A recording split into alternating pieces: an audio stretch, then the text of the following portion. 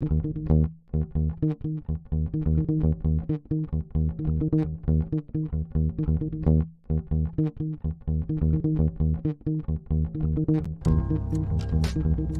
October 2019, Arlington, Texas was chosen to be the home of a new national museum, unlike any other.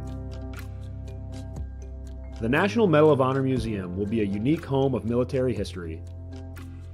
The 100,000 square foot museum will house exhibits, archives, and artifacts relating to the 3,500 U.S. troops who have been awarded the medal, the nation's highest honor for valor in combat.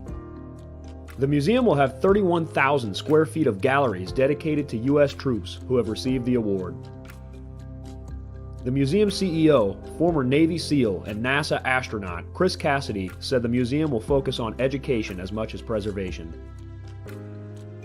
The building will have 5 areas dedicated to Medal of Honor winners from the Army, Marine Corps, Navy, Air Force, and Coast Guard.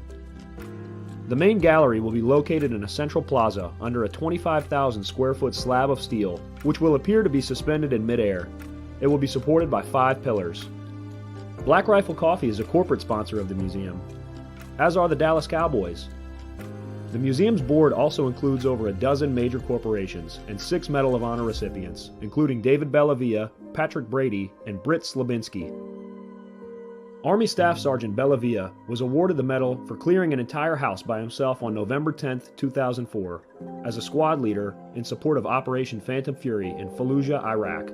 He killed 4 enemy fighters and wounded a 5th in close quarters battle. Army Major General Brady flew and coordinated the evacuation of 51 seriously wounded men during a firefight in Vietnam in January 1968. Slabinski, a Navy SEAL chief and team leader, led a rescue team of SEALs during Operation Anaconda in Afghanistan in March 2002. Slabinski and his team flew to a mountaintop ambush site to rescue Petty Officer First Class Neil Roberts, who had fallen from the back of a helicopter. Slabinski led the team through almost constant combat against an entrenched Taliban force. Along with the board members, former presidents Jimmy Carter, Bill Clinton, George W. Bush, and Barack Obama serve as honorary directors. The museum is expected to open to the public in late 2024.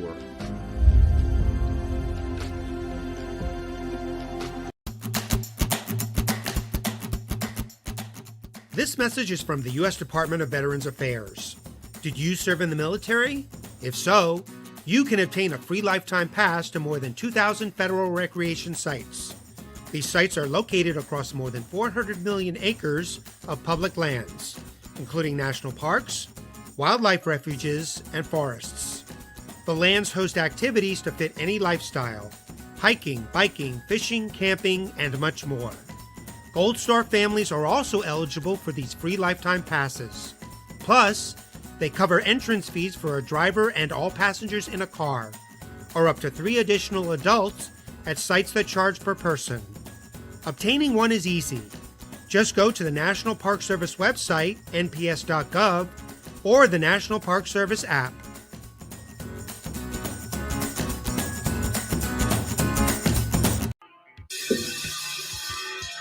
All right. Welcome back. MisFitNation. We are a show founded by a veteran and hosted by 2 veterans and a military spouse.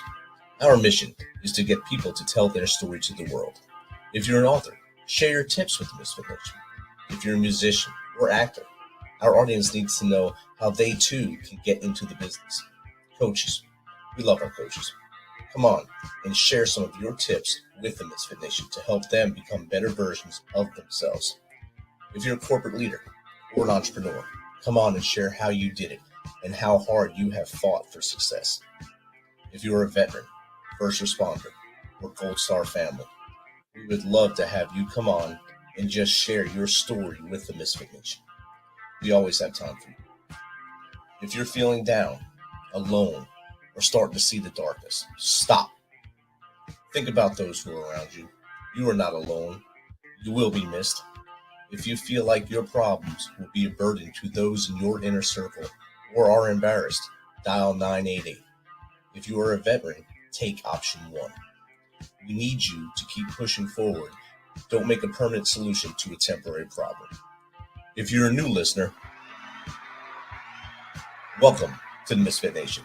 Be sure to subscribe to our show on your favorite podcast apps and also on our YouTube channel at _MisFitNation. Subscribe and click the bell to keep you up to date with our latest episodes and all of our news. You can also find us on Heroes Media Group and About Face Radio. Now, let's get to the show.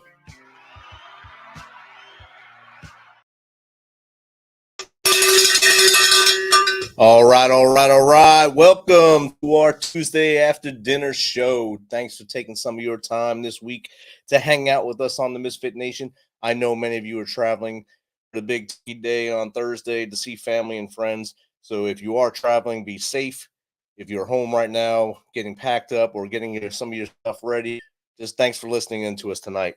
Tonight marks the 16th year eve since we lost a good friend of ours, Sergeant John Martin, great friend of ours, was a superhero in my life, a great friend. He was lost in Iraq in Nasser Jif. IED him in his vehicle on November 7th of 2007. His driver was killed instantly, and he succumbed to his wounds on November 22nd, 2007. So today, we dedicate this show to Staff Sergeant Jonathan L. Martin. Tonight's show, our guest is well known for being the fit and highest output leaders in the solar space. He started his 11-year career focused on personal sales, where in the first 7 years he sold or installed $10 worth of home, security, and solar systems. It was during this time he discovered his true calling in growing teams, scaling systems, recruiting, and most of all, leading leaders to build better lives, the latter of which became his true noble cause.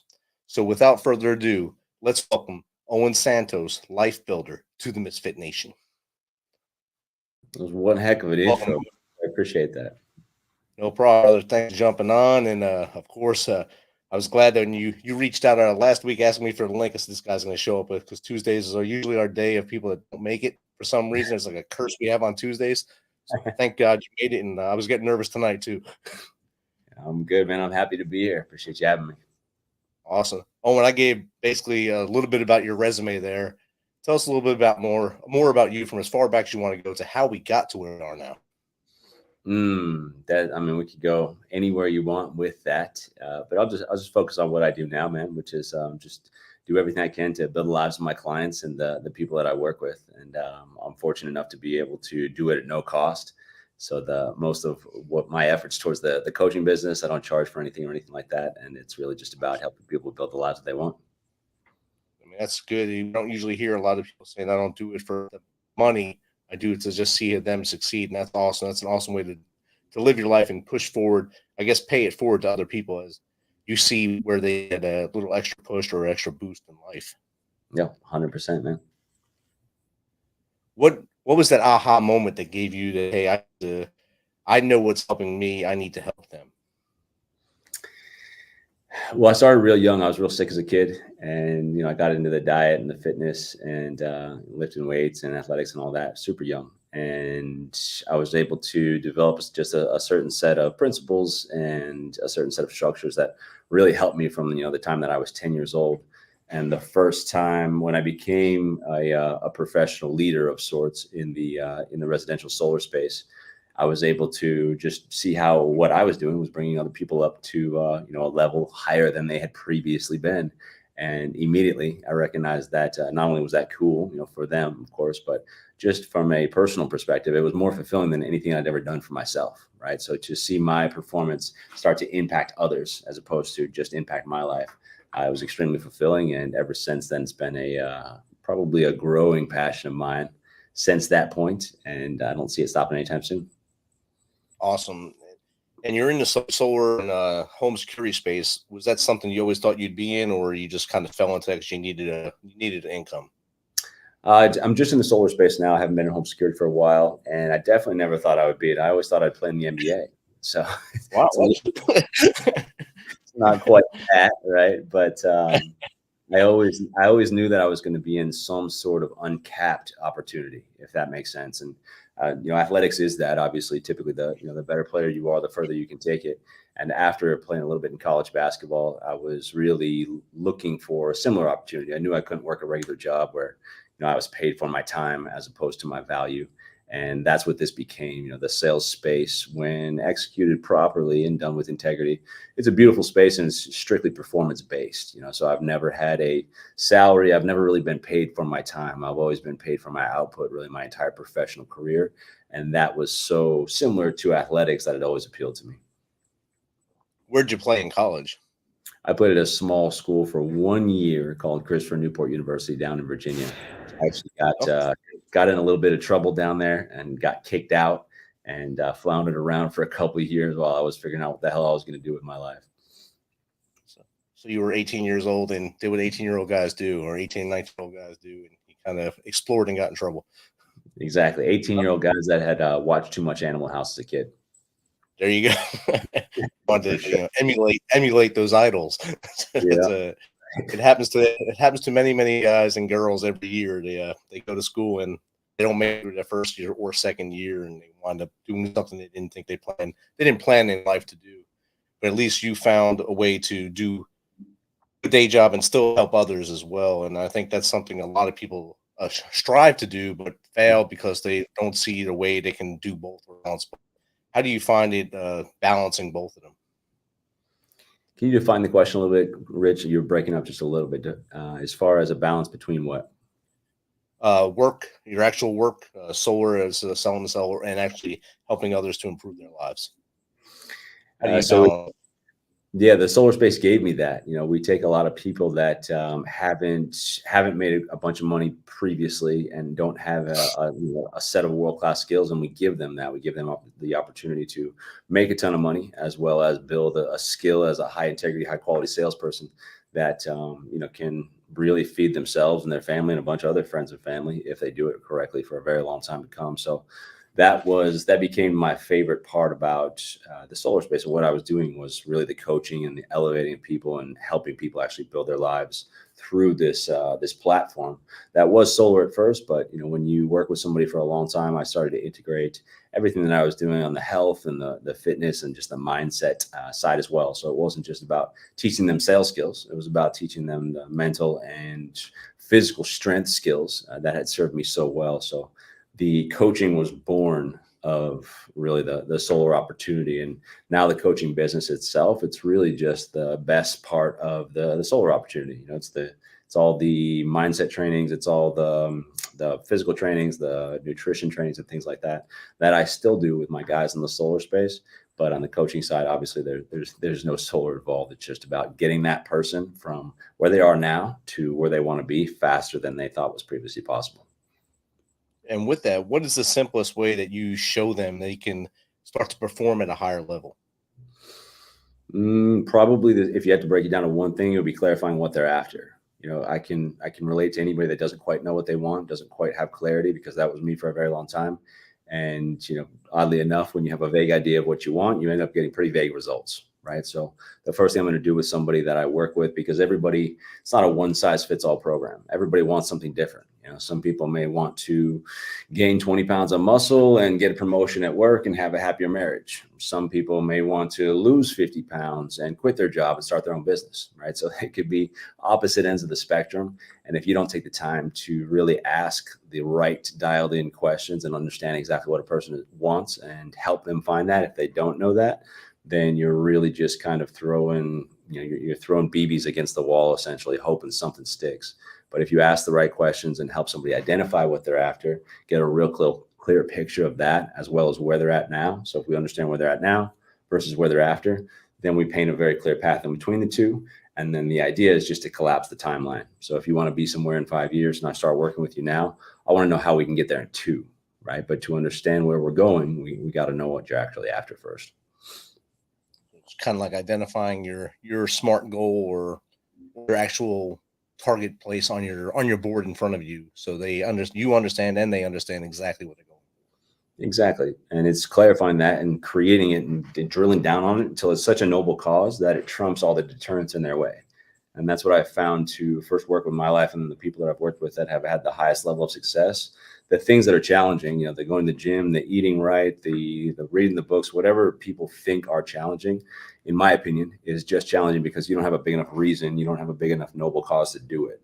And when you have that massive noble cause and you visit it regularly, those quote unquote challenging habits that everybody knows is required to be successful, they get simple and they even get easy, in my opinion. So that noble cause can pull you forward, as opposed to just trying to push yourself 24/7. And, discipline is such a big thing. And you have the Goggins camp where it's, just be hard and, discipline your way through everything.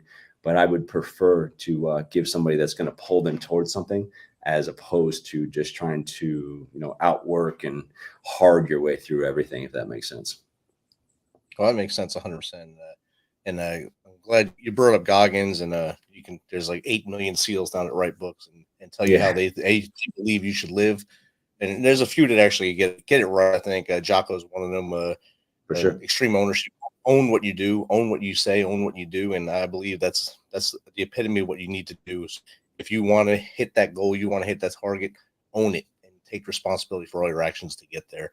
Don't blame anyone else for your failure or your lack of motivation to move forward. It's all the person in the mirror. Yeah, I couldn't agree more. And I love and, respect and appreciate the hell out of anybody that served the country, and I respect and appreciate their opinion. But I believe that most people need a simple, noble cause that they can visit regularly that can pull them towards what they want. And if they have that, most people didn't go to SEAL training because they're just not really ready for something like that, right? But we want to get similar or as close to of those crazy high level results for everybody. And I believe that we do that by crystallizing what it is that you're after, and then making sure you visit with that, as much as you possibly can. If you think about just an extreme example, if you think about a dad who, has a kid or two and he's just kind of living an average life, and then all of a sudden he needs, a large sum of money because one of his children, God forbid, gets sick, that dad's going to go do incredible things that 6 months ago he probably would have thought were completely out of his reach, right? Just because he has this massive noble cause now. And those things that he does to go earn that income to help his kid, they're not going to be hard. They're not going to require discipline. He doesn't have to tell himself, oh man, I got to go do this because I've got to help my kid. It's just, no, my kid needs this, so I'm going to do it. And it simplifies things and kind of crystallizes his purpose. And again, that's something that can really pull you to go do amazing things. So hopefully most people don't have, that kind of desperate situation, but you want to create as big and as clear of a reason. And when you have that, all this challenging stuff gets very simple and for the most part easy, in my opinion. Definitely. I think once you clarify stuff and understand where you want to go on that train, you go train, you get there, you get on that bullet train and you make it to where you have to go. And I think that's what a lot of people need to understand. You said earlier, if you have too many targets, you just be out there wavering in vagueness in the clouds and thinking about where you're going to fall. And you're going to fall because you're not going to be able to grasp at any of them because you're not doing enough to make any of them at that time. For sure. And you could have the biggest reason in the world, but if you don't visit with it regularly, it's not going to work its magic. You could have that same reason. You could want to save your kid, but if for some reason you're not thinking about your kid very often, that's not going to help you, right? So whatever the reason is, and people think of this stuff, but then they just lose perspective on it. If you were told that you have to go to the gym every single day to stay alive, it would be easy to go to the gym. That would get very, very simple. But if for some reason you stop thinking about that, then of course it would be easy not to. So you have to not just have a very clear purpose and a very clear noble cause, as I call it, but you got to visit with that thing regularly. And part of a good coach is to help you visit with that, to remind you of that, and to speak through what it is that you're after when speaking to you, right? So if I'm coaching you, Rich, and you tell me that, you want to lose 20 pounds, well, that's not enough. I want to know why. And then if you tell me you want to lose 20 pounds so you can be healthier, so you can walk your daughter down the aisle, and I'm just completely making this up, then I'm going to reach out to you on a regular basis. And I'm going to reference that on occasion, as opposed to just, hey, Rich, you're going to the gym today. It's, hey, Rich, you're going to the gym today. Remember, you've got 5 years until you're guessing that your daughter's going to be ready to marry somebody. Like, are we walking her down the aisle or not? Right. So I'm going to remind you of that constantly and speak through that lens to you. And that's good coaching, in my opinion. Definitely is. And having a relationship to understand the why behind your client, your friend, wherever it is, you can actually motivate them a little more just by knowing a little more about them instead of just begging them to go to the gym. And that's a perfect example you just said. And we'll be right back. We're going to pay some bills here, talk to one of our sponsors. We'll be back in about 30 seconds. Go. All right, Misfit Nation, we have partnered with another great company, Magic Mind. When we wake up in the morning, you know we need that energy. The Misfit Nation runs on high energy. We go all day. We start our office at 6 a.m. The Misfit Nation doesn't turn out until about 8 p.m. at night. So this little bit of juice right here from Magic Mind will get you going with no shakes, no after effects, 4 hours of constant energy. So go to magicmind.com, mention the Misfit Nation, and get yours. All right, we're back with Owen Santos, Life Builder, and that was our Magic Mind. Don't forget to go there. It's at magicmind.com, Misfit Nation. When you're checking out Misfit Nation 20, get your 20% off. So jump on there and help them out and help us out the same way to keep us on the air. Owen, we were talking about goals and reaching it and how to keep that high output. What is a built life in your opinion? Built life would be where you can honestly say that you have health of mind, body, soul, and finances. I think you have to have all the pillars put together to really say, you know, I've built the life that I want, and where you're at least in pursuit, if not having caught that thing that we talked about, that noble cause, right? Like you have to, we were designed, and this is a pretty popular thing to talk about these days, but we were designed to pursue, we were designed to improve. And, you know, when you're climbing Mount Everest, they did the studies where most of the dopamine and all the feel-good chemicals are released before they actually reach the summit, right? And while they're in pursuit and while they think they're actually going to summit. So a built life has a purpose. It has a continuing purpose that you're moving towards and constantly feeling that progress, constantly releasing all that dopamine and all that serotonin and all the feel-good chemicals that we were designed to release when man or woman is in pursuit. Outstanding. And as we go through life, we undoubtedly learn many lessons from many different noises, many things around us. Is it more important as we take this journey through life to learn more or unlearn bad habits? You cut out a little bit, but I heard learn or unlearn. We're on the same page? Yes, sir.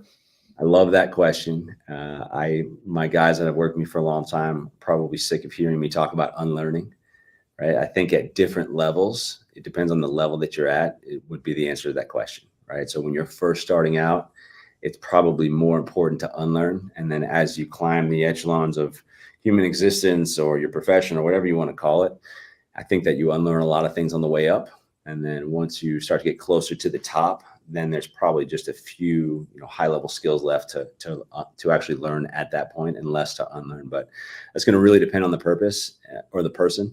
And between learning and unlearning, again, I would say it depends on the person to sum up your question, but I would also throw implementation in there as equally as important, if not more important than learning and unlearning. You know, I've spent thousands of hours teaching people, and it took me years to realize that even though they were resonating and understanding and learning what I was saying, they weren't necessarily doing anything with it. All right. So that's obviously where the coaching aspect comes in and all the tips and tricks that you can possibly think of to implement something.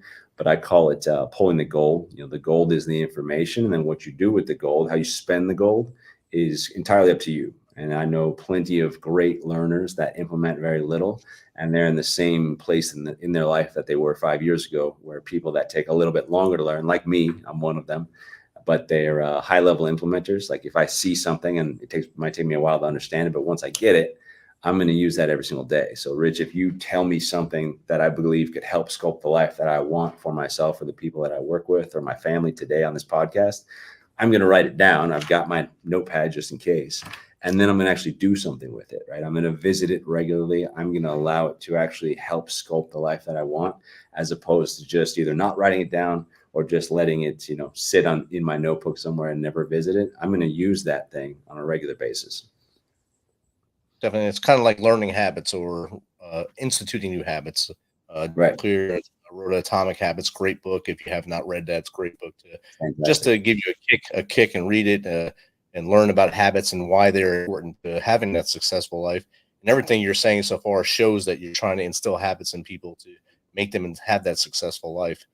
Yep. And I lead towards a low stress life.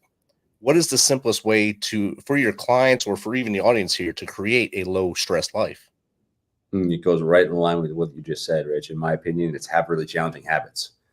The more challenging habits, you know, you probably heard, if you show me your habits, I can show you your future. Well, I'm after having really, really challenging habits. And I found that the more regularly challenging my habits are, the easier my life is, right? Because I think you can only be challenged so many times in a day. So if you choose a lot of those challenges, whether it be going to the gym or getting up early or whatever it is, people love ice baths and meditations and things like that these days, which I believe serve a purpose and at some level. But to sum it up, just increase the challenge level of your habits. I've never met somebody that feels like they have a really hard life that regularly challenges themselves in their habits, right? But I have met a ton of people, inclusive of myself, where if you looked at the things that we do on a daily basis, you'd be like, oh, that looks really hard. But again, they're habitual, so they're not that hard. And the brilliance of it is everything else gets easy because I'm constantly doing quote unquote hard things. Exactly. And we've talked about a lot of things about becoming successful. And you mentioned the gym a few times, and you're showing off your guns right there. And part of having that full body and that full successful life is having a good diet. What would you say is the best diet out there that you have tried, or maybe one you've suggested for a client? That is such a loaded question. Totally depends on your goals, right? But I'll just share what I use. And if you're if you're a 30, 40-year-old male in decent shape and regularly going to the gym, this is what I would recommend, which is me, right? But I love food, right? I have a great relationship with food, and I don't drink much at all. I don't do drugs. So food is it's a pleasure for me. It's a beautiful experience, right? It's kind of a high sometimes. If you get a great meal, it feels amazing, right? Everybody loves great food. So my diet is set up around enjoying my food. And so during the day, I'm going to eat for fuel. And for me, fuel is high quality fats and high quality proteins. So that's really all I'm going to eat during the day on an average day. And I usually fast until about 10 to 11, and then I'll have a meal, and it's going to be full of high quality protein, high quality fat. Then I'll have another one right around usually 3 or 4 o'clock. Again, high quality protein, high quality fat. And then my wife is going to make what we call a feast at home, which usually involves quite a bit of carbohydrates, and they're usually good carbohydrates, like some organic homemade pasta or something like that, as well as some grilled chicken, throw some Alfredo or something like that in there. So we feast at home, sweet potatoes, butter, grilled ribeyes, all that great stuff. I feast for dinner, and I eat for just purely fuel during the day. And so for during the day, I'd recommend fats and proteins. That's what I run best off of. That's what I have the least amount of brain fog off of. That's what I have the most energy off of. And then at home, because I usually won my day, and I usually won my diet as well, which is part of winning the day, I'm going to feast and actually enjoy myself, but make sure that it's homemade, organic, not full of all that crap that so many people put food in, and as fresh as possible. And as we're nearing the end of our time here, what are 3 things a person can do just listening right now to maybe improve their life just over the next 40 days? Can I cuss on this show, Rich? Yes, you can. Okay. So 3 things to improve their life over the next 30 days. Is that what you said? Yes, sir. Okay. Number 1, keep your commitments to yourself. And so many of us, so few people I meet actually do 100% of this. So just stop making commitments to yourself. The most important relationship that you have is with you. So stop making commitments to yourself that you're going to break. Just keep your commitments to yourself. If you say you're going to brush your teeth 3 times, and then it's 10 p.m. and you're in bed and you're passing out and you've only done it twice, you get your ass out of bed and you brush your teeth the 3rd time. Like, it's that simple, and it's that important. Like, something that small is that important, because that's going to build a reputation with yourself.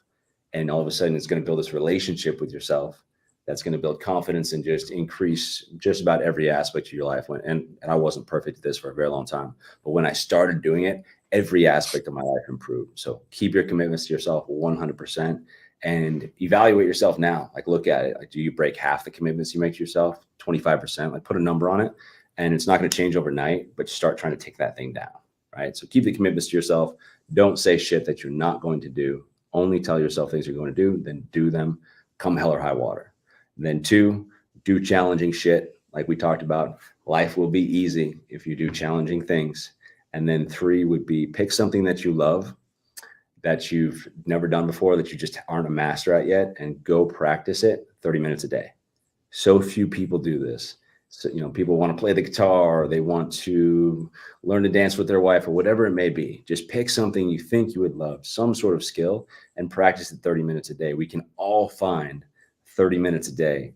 And if you do this for even 30 days, you're going to put 30-minute sessions in, and you're going to start to be pretty good at this thing. And skill acquisition is that progress that releases all those feel-good chemicals for us.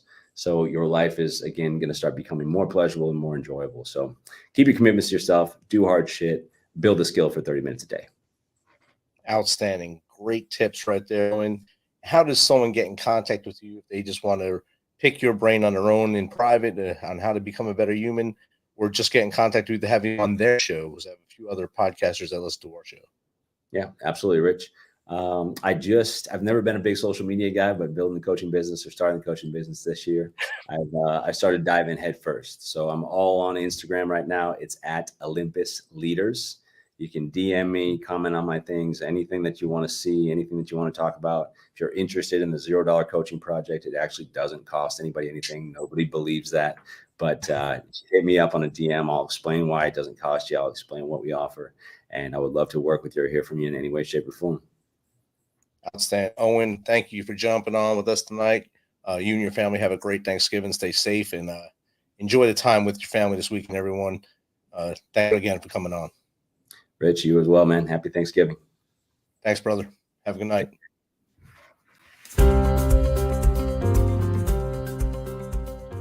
This is a message from the U.S. Department of Veterans Affairs. Got a question about your VA benefits, healthcare, or eligibility? Go to va.gov, where you can access a new interactive chatbot to ask questions 24/7. One can still browse va.gov for information, but you can now ask specific questions to the chatbot, like what's the PACT Act? How do I apply for disability benefits? What's my claim status? You can access the new feature through va.gov's Contact Us page. Then click on the Start Chat button. The chatbot will continue to improve veterans' access to information about the benefits and services they've earned. This is one way VA is offering seamless and secure access to its online resources.